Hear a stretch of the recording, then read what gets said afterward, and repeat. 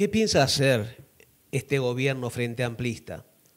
¿Cambiar el modelo actual de manera superficial? Porque puede cambiar las cosas de manera profunda. Y eso es lo que espera y exige, anhela la militancia frente amplista. Les quiero hablar previamente, hoy hay mucho material, pero previamente de algunas características de lo que es un economista conservador. Cuando digo estoy hablando en realidad en forma genérica, no de una persona específica y de cualquier parte del mundo, ¿vale? El economista conservador es un profesional que procura justamente reformas mínimas sin cambios estructurales, sin sobresaltos y prefiere parches antes que cambios profundos del modelo que le toca administrar. Digamos que tiene un exceso de prudencia. El punto es que militar en la izquierda no implica necesariamente ser de izquierda. El economista conservador recorta derechos con el discurso de responsabilidad y sabe decir no se puede, pero lo dice con elegancia académica. En Uruguay ya van 2 economistas y no los quiero nombrar porque hay uno en particular al que siempre le he tenido admiración, bueno, no admiración, pero respeto, afecto, simpatía, ¿verdad? No importa, pero el hecho es que ya van 2 economistas, y esto es preocupante porque repiten el mismo discurso, alertando sobre los grandes riesgos que acarrearía cumplir con el programa del Frente Amplio en este periodo, y han puesto como ejemplo negativo el fracaso de economías de izquierda de la región que no tuvieron esas precauciones que ellos están teniendo. Pero en ninguno de los 2 casos mencionaron a qué países se referían. Los periodistas les preguntaron, bueno, ¿de qué país habla? Y no los han querido nombrar. Si se refieren a Venezuela, es algo totalmente injusto, porque los problemas económicos y financieros que tiene Venezuela, y los tiene, no son producto de su modelo solidario, sino del brutal bloqueo que le ha impuesto o le han impuesto tanto Estados Unidos como sus cómplices. Se le han apropiado no solo de reservas en el extranjero, lo que hizo en Inglaterra, por ejemplo, con el Banco de Londres. Les robaron directamente sus reservas. Se les han quedado con las empresas de Venezuela en el extranjero, cosa que ha hecho, por ejemplo, Estados Unidos. Y lo mismo que digo, o sea, no vale criticar una economía cuando esa economía está siendo rapiñada. Y lo mismo cabe decir de Cuba e incluso de Nicaragua, más allá de que algunas cuestiones de Nicaragua no me gustan nada, pero no podemos criticar a un país que está bloqueado. Así que no sabemos a qué países se referían. Pero considerar como fracasos a economías bloqueadas es, a mi juicio, y me disculparán, sencillamente inmoral. ¿Acaso se refieren al Brasil de Lula? Bueno, en el primer periodo de gobierno de Lula, 2003 y 2010, se logró sacar de la pobreza a 30 millones de personas. 30 millones de personas. Y en el segundo periodo, y solo entre 2022 y 2023, 8.400.000 personas salieron en Brasil de la pobreza. Incluso desde ese entonces y hasta ahora, 24 millones de personas lograron dejar el plan Bolsa Familia, ya que habían conseguido empleo o mejoraron sus ingresos. Y han tenido un crecimiento en el último año de 3,4%. Así que Brasil tampoco. Y la verdad, no tenemos ni idea de a qué economías de izquierda se refiere, porque no hay mucho para buscar.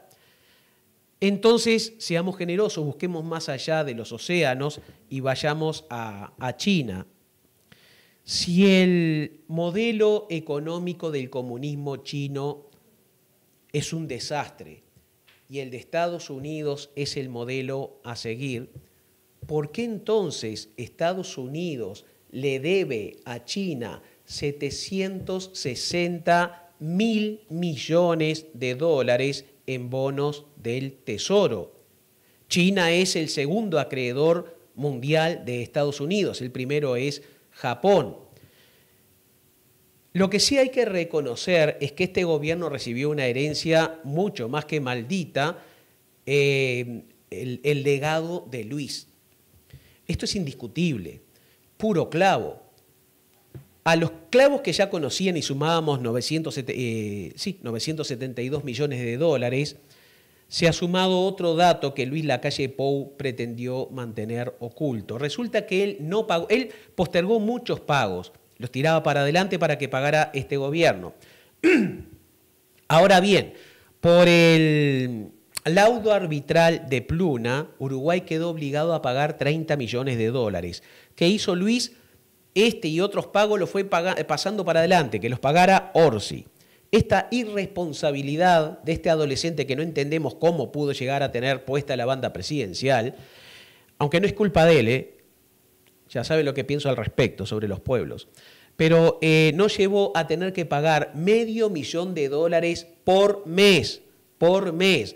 En mayo de este año, este nuevo gobierno se hizo responsable, pagó la deuda para que recién en agosto nos levantaran el embargo que tienen las cuentas de los uruguayos en Luxemburgo. O sea, el Estado uruguayo tiene cuentas en Luxemburgo, estaban embargadas y se tuvieron que pagar ya no 30 ni 50, 65 millones de dólares. Y además, el déficit fiscal no era, como habían dicho los jerarcas blancos, de 2.8, terminó siendo de 4.2% del Producto Interno Bruto, el más alto desde los años 90, como bien ha señalado el ministro de Economía, Gabriel Odone.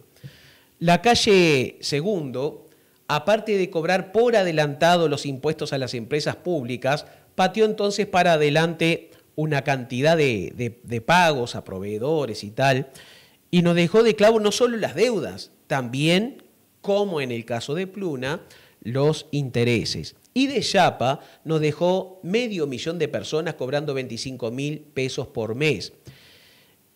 Y récord histórico de personas viviendo en la calle. Ustedes habrán visto ahora mucho menos gente viviendo en la calle. Eso cuesta dinero y ese dinero lo ha puesto este gobierno. En este programa vamos a aplaudir al gobierno en todo lo que haga bien y le vamos a criticar, cómo no, con la lealtad que corresponde a un militante, a dos militantes me atrevo a decir, porque lo peor que nos puede pasar es el foquismo, el estar aplaudiendo todo sin criticar absolutamente nada. Ahora bien, este gobierno seguramente tiene la mejor intención, pero está limitado por el legado de Luis, pero también por los paradigmas de algunos economistas. No hay dudas de que con solo dejar de robar se van a tener más recursos para auxiliar a quienes más los necesitan. Y esto ya se logró con el cambio de gobierno. Pero yo le temo a los paradigmas de los economistas que, aun siendo buenas personas o personas honestas, insobornables, son conservadoras, que solo se atreven a cambiar las cosas en tanto y en cuanto se lo permitan los dueños del país. Yo no los veo, y me preocupa no verlos, poniéndose a estudiar, fíjense cómo lo digo, yo no digo de que haya que ir directamente a hacerlo, no, estudiar la viabilidad de erradicar, por ejemplo, las cajas paraestatales, para que, aún respetando los derechos adquiridos, todas pasen a regirse por el mismo régimen del Banco de Previsión Social. Y no me refiero solo a las cajas bancarias, la caja notarial, la caja de profesionales, también a los servicios estatales desconcentrados, como el servicio de retiros y pensiones de las Fuerzas Armadas y el servicio de retiros y pensiones policiales. O sea, pasarlos todos. Los que ya se jubilaron, a eso les tenés que respetar los derechos, los derechos adquiridos. Si no, nos tenemos que enfrentar a demandas. Pero lo primero que tenemos que hacer es reducir las Fuerzas Armadas. Y no veo a ninguno de nuestros economistas diciendo vamos a reducir en un 15% en este periodo, que no es algo descabellado un 15%, la cantidad de efectivos, limitando los ingresos, por ejemplo, que es una buena manera. No los veo. Ahora, cuando hablo de pasar a todos los militares al mismo régimen, hablo de pasar también las prestaciones, incluso de las AFAPs, ¿vale? Pero con el mismo régimen jubilatorio. ¿Cómo se va a mantener una caja donde la mayoría se retira a los pocos años de haber ejercido la función? Y esto no es contra los militares. Yo tengo mucho respeto por la vocación que alguien pueda tener para ser militar, como para ser abogado, como para ser pintor. Me dirán, no es lo mismo. Sí, podemos hilar fino y discutirlo, pero no se trata de estar en contra de ellos. Porque todos los años tenemos que ir a asistir a esa caja. Ahora últimamente fueron 582 millones de dólares, prácticamente 600 millones de dólares que se nos van todos los años. No se pueden seguir jubilando a esta edad que se jubilan. Yo no veo a los economistas conservadores comenzar a hablar de cómo recortar el alto costo de la clase política. Y no estoy refiriéndome solo a sueldos, sino a lo que rodea a los sueldos. Lo que veo, en cambio, es que se auxilia con centenares de millones de dólares a las intendencias del interior, que no está mal, pero lo que está mal es que como contrapartida no se les exige ninguna medida para eliminar el nepotismo, el clientelismo político, el amiguismo, el tarjetazo, el dedazo, las licitaciones amañadas, a que tan acostumbrados nos tienen muy particularmente los blancos. Bueno, los colorados tienen una intendencia a la de Artigas y ya sabemos que también sucede allí, ¿verdad? En resumidas cuentas, y aunque moleste, sin dudas, este gobierno es infinitamente mejor que el anterior. Eso está fuera de discusión. Infinitamente más honesto que el anterior. Eso también está fuera de discusión. La pregunta es, ¿estamos dispuestos como gobierno, como Frente Amplio, a que este periodo pase a la historia por la puerta grande o no? Yo sé que estas palabras molestan y molestan por algo muy sencillo. Noticia es algo que alguien en alguna parte, por algún motivo, no quiere que se sepa, no quiere que se diga. Mi nombre es Enrique Ortega Salinas y junto con Germán Ávila estamos dando comienzo a un nuevo programa.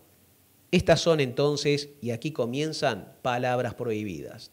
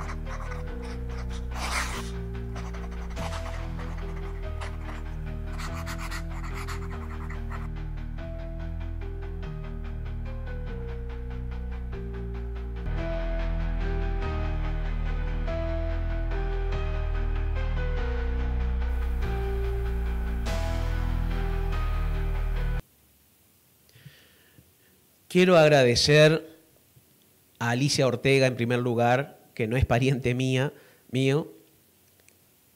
venezolana y de esta casa, que nos ayudó con ese video. Y también a Flor Leites, que nos regaló este fotón para la tapa de este nuevo libro de Punta del Diablo al Infierno. Les quiero hacer una invitación. Voy a estar en la Feria del Libro el 28 de este mes a la hora 20, ya les daremos más detalles. En todo caso, si quieren asegurarse que les mandemos por escrito todo, el teléfono nuestro 098-793978. 098-733978. Me mareé. Campeón mundial de memoria, doble récord Guinness. En fin, un blooper. No importa. Llamen que ahí les van a informar. Este es un libro que lo escribí junto con Naés Reclusa, una contadora, y es una historia real muy fuerte. En realidad son varias historias y es también, ya se lo mandé al ministro Carlos Negro, a Yamandu Orsi, a Carolina Acose, a Óscar Andrade, y se lo iremos enviando a otras personas más. ¿Por qué? Porque este libro también es una denuncia, al igual que el otro Luis, Crónicas de un desastre. No puede ser que estas cosas ocurran hoy en día. Hoy en día. María Inés Ovaldía, en esta mesa, nos dijo hace un tiempo que los penales del Uruguay son centros de tortura. De hecho, rescaté su frase y está incorporada al libro porque es así de cierto. Las cosas que se cuentan acá son horripilantes.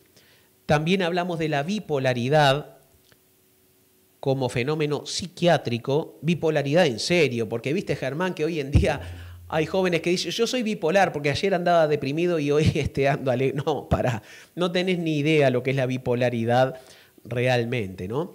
Es una historia que realmente da para hacer una película, es una historia real. Tuve que chequear cada dato porque cada dato era más increíble que el anterior. Cómo se mueve el narcotráfico en nuestros penales y con qué facilidad se adquieren allí ciertas drogas. Bueno, vamos ahora a un personaje que yo no puedo evitar que me caiga simpático, porque es el tipo al que me encantaría invitarlo un fin de semana junto con Germán y otros amigos a compartir un asado. Porque es un personaje divertido, porque él tiene una cualidad que yo valoro mucho y es el sentido del humor. Yo valoro mucho el sentido del humor, de hecho intento practicarlo. Pero ya está dejando de ser un loquito simpático para convertirse en un tipo peligroso por sus ideas. Vamos a poner este tramo de una entrevista que le hicieron, Germán, por favor. Es que la vida comienza con la concepción. ¿Qué harías con es un proceso evolutivo. ¿Qué harías con una niña, por ejemplo, que fue abusada sexualmente, fue violada y eventualmente puede tener un hijo? Sí, no hay solución 100%.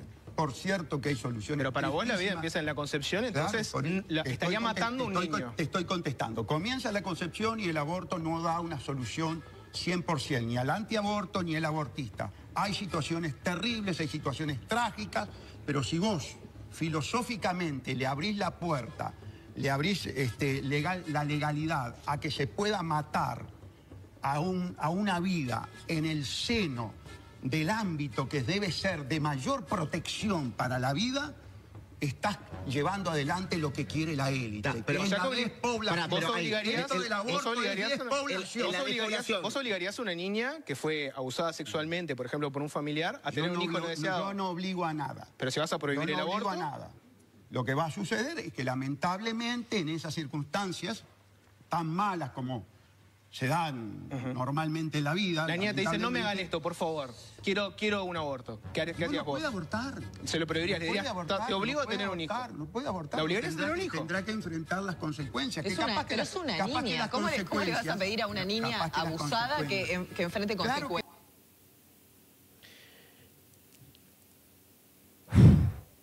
Extremismo filosófico, extremismo religioso,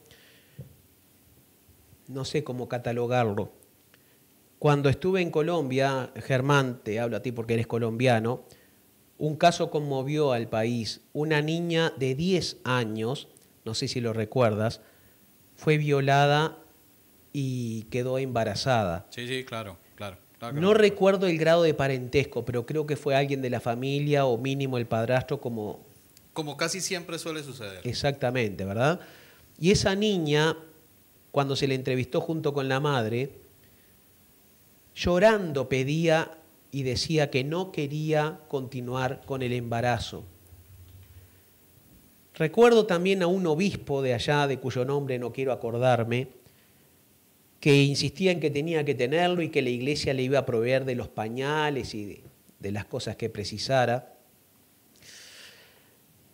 Para mí, obligar a esa niña, no sé en qué terminó el caso, pero si la sociedad hubiera obligado a esa niña a tener o a continuar con el embarazo, para mí habría sido una segunda violación, pero esta vez colectiva.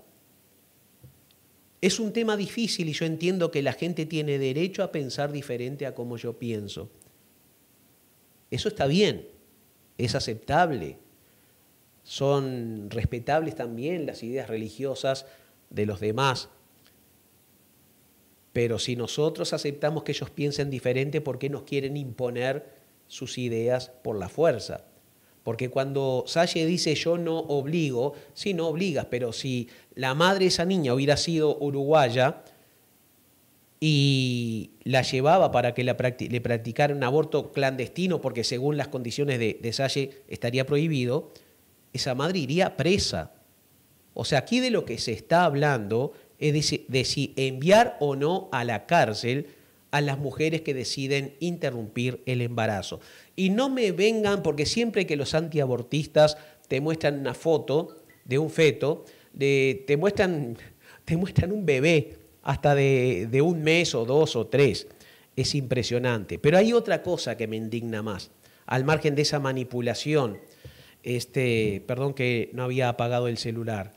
Y es que la mayoría de quienes salen a hablar en contra, como sale Salle, y a condenar el asesinato y todo lo demás, la inmensa mayoría no ha adoptado jamás a ningún niño o niña. Pero además, esa inmensa mayoría siempre son hombres. Germán, ya que mencioné un caso de Colombia, si quieres dar tu opinión. Bueno, primero saludo también aquí desde este lado del cristal. Si no estoy mal, si no me falla la memoria al caso que tú te refieres, efectivamente esta joven finalmente pudo interrumpir ese embarazo, pero claro, con todo el drama que conllevaba, pero además porque, si no estoy mal, estoy recorriendo la memoria, porque realmente estaba tratando de buscar ahora como deprisa, pero no hay mucha información, no encuentro mucha información acá, pero si no estoy mal y si mal no recuerdo, estaba comprometiendo su salud seriamente ese embarazo. Porque tenía, si también es el mismo caso, había 2 cosas que llamaban la atención: el horror de haber sido violada, el horror de ser violada por una persona de su entorno, que es lo que ocurre en la mayoría de los casos, pero además que tenía 10 años. Sí, estaba... Y los médicos decían, su cuerpo no está preparado. No, bajo ningún concepto. No, entonces estaba muy comprometida su salud, o sea, llevar a término ese embarazo seguramente iba a costarle posiblemente la vida. Entonces, en ese caso, para ese momento, la legislación colombiana tenía ya prevista los 3 casos, que eran el caso de abuso, el caso de compromiso de riesgo de vida, o el caso de comprobarse que existía algún tipo de compromiso genético por parte de lo que podría llegar a ser esa persona posteriormente. Entonces, hasta donde yo recuerdo, específicamente en ese caso, ese embarazo se interrumpió. Pero respecto a esto, yo quiero simplemente hacer una acotación, Enrique, y es que creo que en esto, como en tantas cosas, le pifiamos mucho, y una postura como la de Salle le pifia todavía más, porque al final está centrándose la discusión en si la niña abusada, o si una mujer abusada, o si una mujer pare o no. Fíjate lo que él dijo, que tiene que asumir su responsabilidad, pero claro, su responsabilidad por ser violada. No se medicó ese día, o sea, Gustavo. Sí, ese día el loco estaba bastante desatado. Pero hay una cosa, y es que el problema no está en parir. O sea, evidentemente es una situación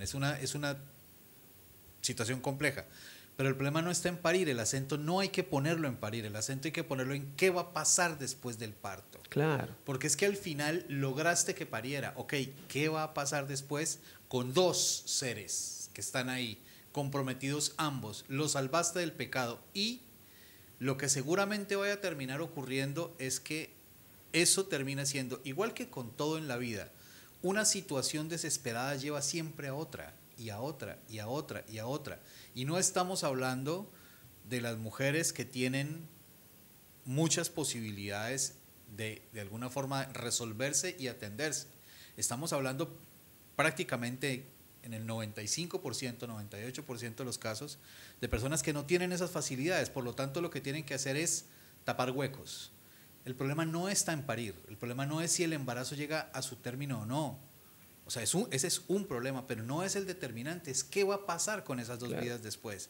Entonces, si lo que está proponiendo Salle, y es dicho así directamente, si lo que está proponiendo Salle es, ok, el embarazo no puede interrumpirse, proponga algo, Salle. ¿Cuál es la propuesta que tiene usted en tanto político, además en tanto político, participante de un espacio decisorio de la magnitud de un parlamento, para que esto no ocurra, pero en vez de esto ocurra otra cosa que esté más de acuerdo con su perspectiva de la vida y del mundo y de la sociedad, pero que además atienda el problema donde está, no en el parto, no en que esa mujer llegue, tenga un hijo y ahí ya se salva del pecado? ¿Qué va a pasar con esa criatura después? Con esas criaturas, finalmente. O sea, está preparada para maternar. Efectivamente, la biología no nos alcanza. Sí, pero eso. no solo la parte, eso te iba a decir, esa niña con 10 años, no solo que no estaba preparada según los médicos, no hay que ser médico para deducirlo tampoco desde el punto de vista físico, pero tampoco psíquico. El trauma de la violación, que es el delito más asqueroso, y que aprovecho a decir otra cosa, Germán. El otro día fue condenado a 4 años y medio de prisión un tipo que violaba a su hija, pero a la vez por hurto o por rapiña más que nada, se han dado condenas más fuertes. Pero incluso ese caso de violación fue de los que fue más severamente castigado, porque a veces le han sacado con unos poquitos meses después de haber violado a un niño o una niña. A ver, legisladores de todos los partidos, tenemos que cambiar nuestro sistema jurídico. No es posible que consideremos más valiosa la propiedad privada y castiguemos con más crudeza al que atenta contra la propiedad privada que al que atenta contra la integridad moral y física de las personas. De mi parte es eso, Germán, no sé si tenías algo más. No. Yo quería aportar eso desde ese punto de vista, así que vamos ahí. Vale. Seguimos con música de la Resistencia, ¿verdad? Seguimos. Sí, adelante. Señor, con música de la Resistencia. Yo cierro tu micrófono para que puedas tomarte tu agüita, tu extracto de grapamiel. Y entonces, por este lado, yo quiero compartir con ustedes esto, como empiezo haciendo cada programa, agradeciéndoles a quienes están ahí, a quienes están del otro lado, a quienes participan en el programa anterior. Lo recordarán ustedes, fue una intervención mía editorial acerca de la xenofobia, acerca específicamente de algunos casos, empezando por el mío, y recibí una cantidad enorme de cariño, de aprecio, de afecto, de amor, de solidaridad, y está aquí reflejada en estos comentarios, y quiero decirles a todos y a todas ustedes muchas gracias por ese cariño, muchas gracias por ese afecto. Es importantísimo para mí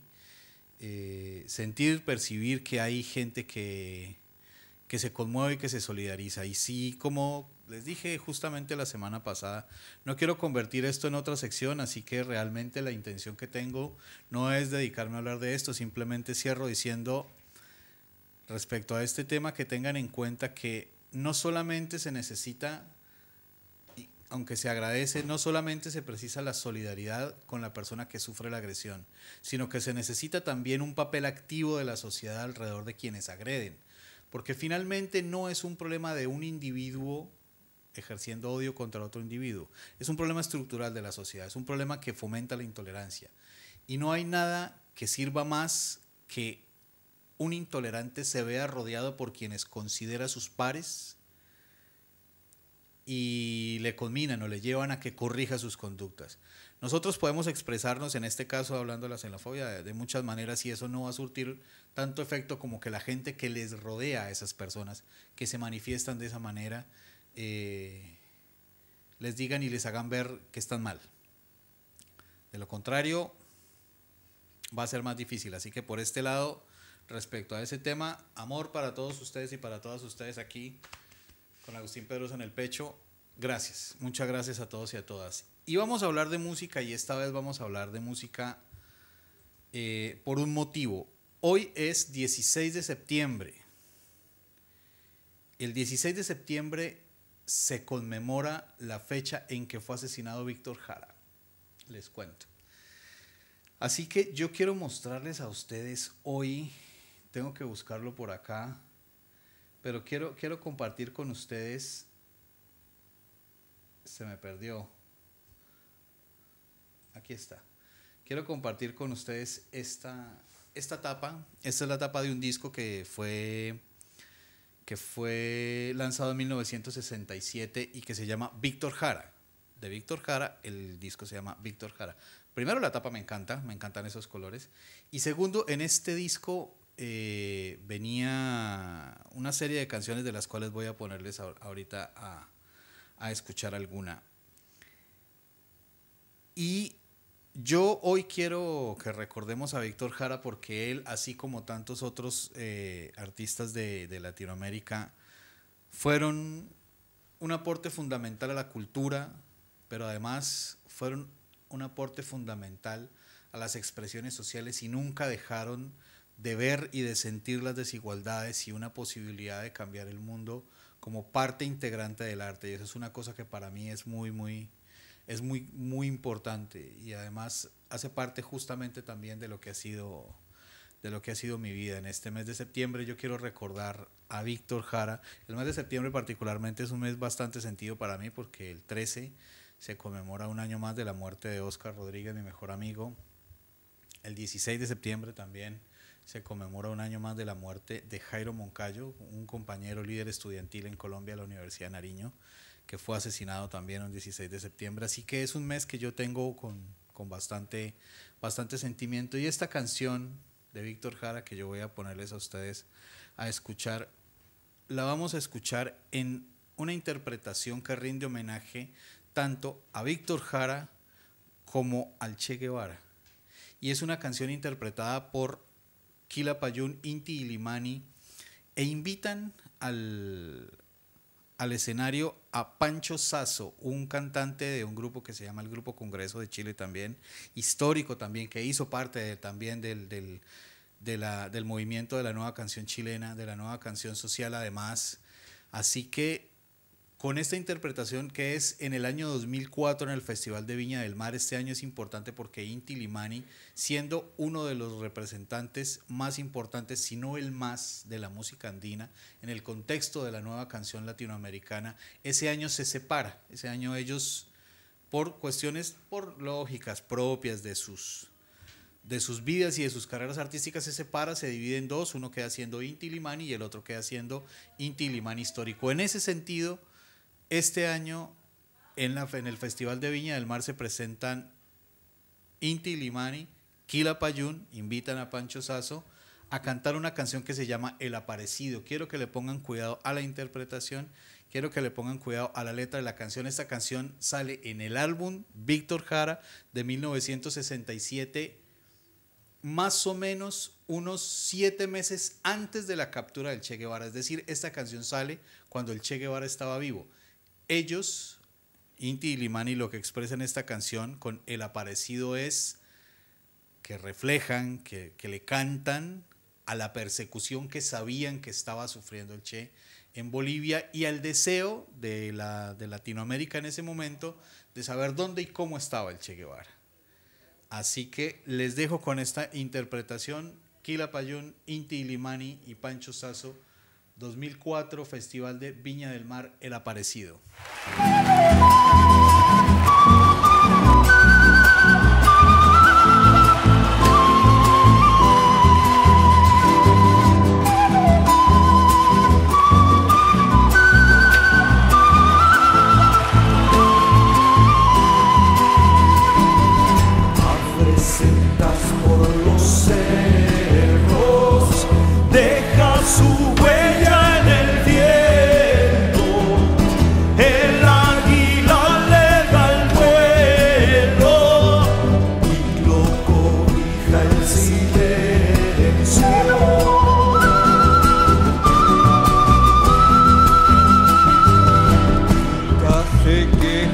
Del frío, nunca sé qué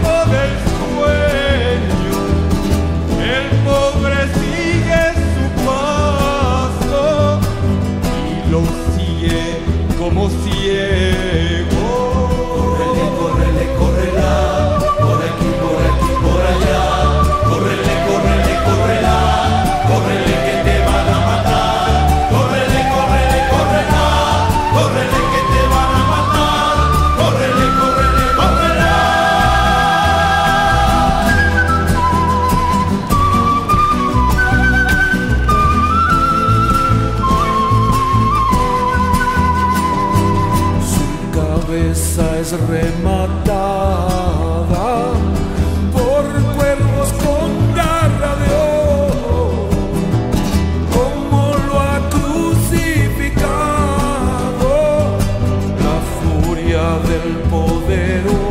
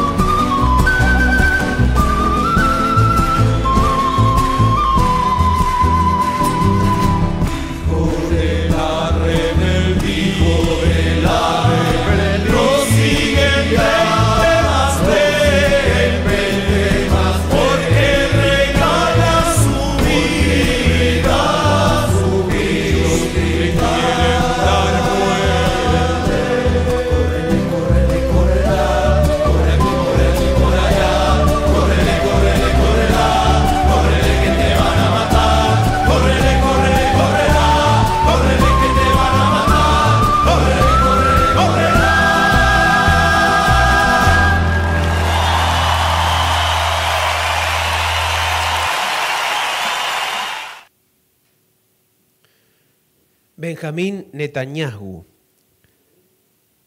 acaba de decir durante la inauguración de un nuevo asentamiento de 3.000 viviendas ilegales en Cisjordania, dijo lo siguiente: dijimos que no iba a haber un Estado palestino y no lo habrá. Y dijo que esa tierra es de ellos. O sea, ya se apoderaron de toda Palestina. Y de hecho están dividiendo Cisjordania con respecto a Gaza, lo cual el país ya se hace totalmente inviable. Ante la pasividad, la cobardía y la complicidad de buena parte del resto del mundo. Cuando años atrás algún fundamentalista islámico salía hablando de matar a los infieles, la noticia recorría todo el planeta. Pero ¿por qué cuando son fundamentalistas israelíes, sionistas, los principales medios de comunicación, a los cuales llamo medios hegemónicos de desinformación, no los pasan? Nosotros sí se los vamos a pasar. Vamos a comenzar con van a venir 2 o 3 videos juntos, 3 o 4, para que vean lo que se les oculta, ¿no? Pero el primero se trata de un rabino sionista, Sharon Reuben, y él asegura que los judíos son los elegidos de Dios y son, abro comillas, superiores a todos los demás pueblos. Los no judíos que se nieguen a aceptar su superioridad serán destruidos. Puede que yo sea un exagerado, véanlo ustedes. Adelante, Germán. Argue that the Goyim are going to be annihilated. That's not really an option for all the Nevuahs, all the prophecies. And not only Goyim as individuals, you could say that we broke down their nationalities and there are a whole bunch of Yechidim running around. No, as nations even. As Goyim, they're gone. Their personality, as they exist b'fnei atzmam, as they would exist independently of Klal Yisrael, they don't exist. They're done. In modern terminology, they call it cultural genocide. Yes, the Jewish people are the chosen ones, 100%. There's no question about it. There is no such thing as, oh, we're going to be equal. No, there is no equality. There is a chosen people that God decided, and then there's everybody else. It means everyone has a role. Everyone has a role in the world. The Gentiles have a role in the world. The Jews have a role in the world. A person needs to know that, yes, the Jews have a role in the world. They're the chosen people. They're the ones that are obligated to follow the entire Torah. They're the ones that are obligated to follow the mitzvot and so on. But the Gentiles also have a role. In fact, part of the Gentiles' role is to encourage Jews to become more Torah observant. So, in fact, part of their role is to help the Jews. But people that want equality, and if we don't have equality, we're going to go to war, fine, they can choose to go to war, and you know, at the end, they'll be destroyed anyway.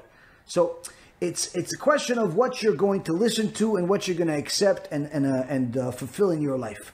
Whoever follows the Torah is certainly going to be a winner. Whoever doesn't will be part of the ones that gets destroyed.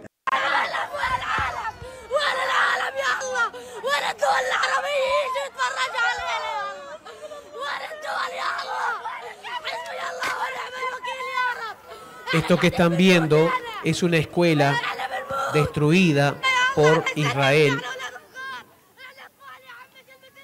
Murieron varios niños ahí, quedaron heridos. Pero la noticia que ustedes vieron recorriendo el planeta era como un supremacista norteamericano era asesinado. O sea, esto no lo pasaron en los grandes medios. Toda la noticia, repito, fue la de este neonazi norteamericano, Clear, no sé qué, que murió en su propia ley. O sea, el mundo, yo no avalo el homicidio, no solo que está mal, sino que le das argumentos a la ultraderecha, pero el mundo al otro día amaneció un poquitito mejor, quizá más sano, ¿vale? Basta demostrarnos como víctimas a los que son fomentadores del odio. Él odiaba a los homosexuales, odiaba a los negros, odiaba a los que tenían la piel un poquito bronceada de más, odiaba a los abortistas, odiaba a los inmigrantes. Decía que unas cuantas muertes valían la pena si eso justificaba o fortalecía el derecho sagrado de tener armas. Así les va a Estados Unidos con la venta libre de armas. En fin.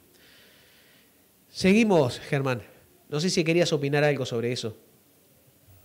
Sobre Charlie Kirk, ¿yo qué te puedo decir, Enrique? Yo hice un video como de unos 4 o 5 minutos, es que está en mi perfil de Instagram, en el que digo lo que pienso acerca del fascismo y la forma como se muestra el fascismo y cómo hoy el fascismo ha estado de alguna forma desvirtuado en tanto concepto ideológico y político, y se le ha puesto más una cara como de defecto del carácter, si se quiere. Entonces, yo ahí lo que... Sí, hasta te hablan de la libertad. Sí, no, y por eso dicen que es que hay comunistas que pueden ser fascistas porque son muy intolerantes. No. Ahí hago un desarrollo que más bien los invito a que lo vean. ¿Cómo es tu perfil de Instagram? ¿Cómo te encuentran? La mierda. Mi perfil de Instagram es Germán Ávila N. Sí, es Germán Ávila N. Miren que yo creo que yo lo tenía por acá. Ustedes me disculparán que mi desorden en la cabeza...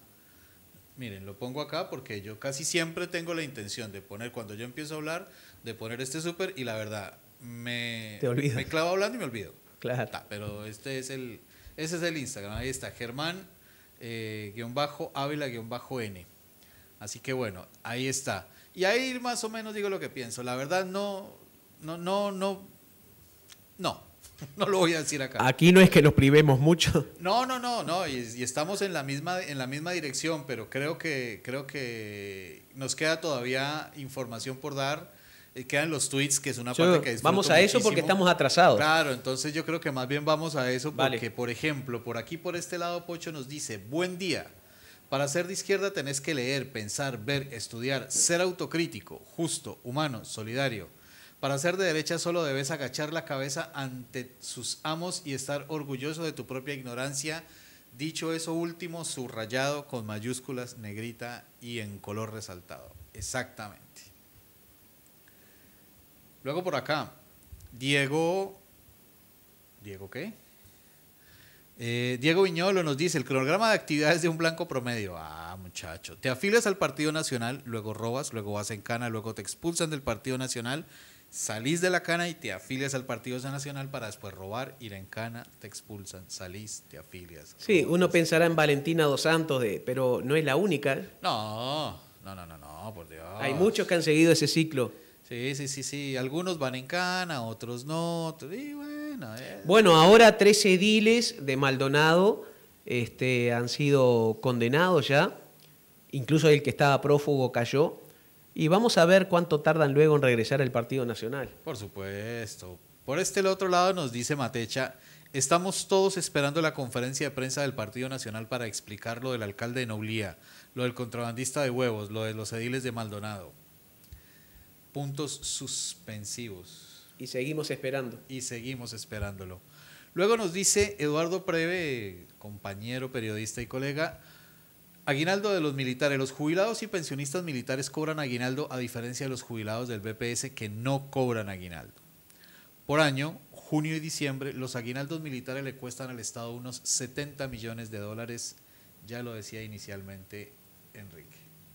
Sí, pero ahí habla solo del tema de los aguinaldos. Solamente de los aguinaldos. Porque sí. en realidad ya costaron en el último año 582 millones de dólares. Sí, y sí, los claro. demás que no tienen esos derechos son los que tienen que aportar para pagarles. Justamente. Por otro lado dice Marcos Antonio Noticias, dice, si el comunismo es un fracaso, entonces ¿por qué USA le debe a China 140 billones? Sí, lo que yo decía hoy, solo que la cifra Sí. que yo manejo, y cifras oficiales, son de 759, casi 760 mil millones de dólares en bonos del Tesoro. Sí, correcto. Bien, Gerardo TC nos dice, el equipo ciclista de Israel ha sido violentamente atacado durante la vuelta, sufriendo protestas y viendo banderas palestinas en el recorrido. Deberíamos disculparnos poniendo cuerpos de niños asesinados en la carretera para que estén a gusto y vean que respetamos sus tradiciones. Mejor dicho, no hay forma. Luego Vicente Leal nos dice, hay un posteo acá que dice, Israel es el único país capaz de cometer un genocidio, bombardear 5 países, asesinar a un primer ministro y presentarse como víctima. Sí. Claro que no sé. Yo no sé, a mí me parece, yo ahí discrepo un cachito, y es que si bien es cierto que con el caso de Israel tenemos la victimización como una manera de generar, de hacer lobby, y la Shoah, la Segunda Guerra y el genocidio en contra de los judíos en la Segunda Guerra ha sido su bandera, creo que no es el único. También, mejor dicho, creo que esto hay que revisarlo, porque creo que a mi modo de ver es más una forma, es un matiz más o menos de lo mismo, pero es un matiz. Hay otro, incluso los nazis mismos planteaban su superioridad, pero además decían que de no actuar serían las víctimas. Entonces creo que son matices, pero todo sujeto a discusión. Luego nos vamos con Natalia Brites, que nos recuerda 2 encabezados de noticias que están diferenciados haciendo que, no sé, agosto 2024, otro 26 de febrero, pero no veo de qué año. Las razones de la fiscal Ferrero para negar la pericia para acceder a los chats entre la calle Pou y Astesiano, cosa que en algún momento posiblemente sepamos. La coalición manifiesta, por otro lado dice, la coalición manifiesta que no hay apuro, entrecomillado, para la designación de un nuevo fiscal de corte y destaca el trabajo de Mónica Ferrero, tal vez sea A por B. Luego, Agustín Henderson nos dice, este personaje nefasto, viendo una fotografía de Charlie Kirk, este personaje nefasto llegó a decir que las muertes en tiroteos masivas, entre ellas la de niños, valían la pena si era en cambio de la preservación de los derechos de la segunda enmienda, mantener el derecho a portar armas. Sí, efectivamente, tal cual como lo dijo Enrique, tal cual como lo dice Agustín Henderson, y yo tengo ahí en el video que les digo en mi perfil de Instagram otras 2 o 3 perlas de este finado. Luego, esta foto creo que no iba todavía ahí. No, esa foto no. Ah, bueno, esto es de la Asociación Rural del Uruguay, que han criticado al PIT-CNT, no les gustan los sindicatos, están en contra del aumento de sueldos, están en contra de ponerse a hablar de la reducción de la jornada laboral. En fin, lo que es tener el estómago lleno, no pueden más de oligarcas. Y son intereses de clase. Exactamente. A eso no la avaricia de esta gente sí, es absolutamente inmoral, y la dejo por ahí porque me voy a desubicar feo si digo no te calentes. En 3, 4 palabritas lo que pienso de ellos. Dejémoslo ahí. No te calentes. No te calentes. Comienza Bien. con H.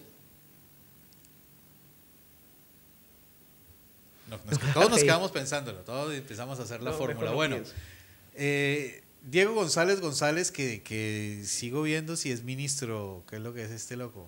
Claro, que el tipo dijera que el colectivo trans eran abominaciones que no deberían existir, que si violaban a una niña debía seguir con el embarazo, que había que matar a todos los palestinos y que algunos niños muertos por armas de fuego no estaba tan mal, nada tuvo que ver respecto al tuit de Telemundo donde dice que Trump afirma que la retórica de la izquierda radical contribuyó al asesinato de Charlie Kirk. Y sí, o sea, no sé, volvemos al caso de Kirk. El tipo de verdad que atizaba. Mira, hay una coincidencia entre este muchacho y la muerte de Uribe, de Miguel Turbay. Uribe Turbay en Colombia, y es que Sí. ambos acababan de hablar de la necesidad de mantener libre el tránsito de las armas y digamos como derecho, casi como un derecho humano, como parte del ejercicio de la libertad ciudadana, la libre posibilidad de portar armas. Usó la palabra derecho sagrado. Sí.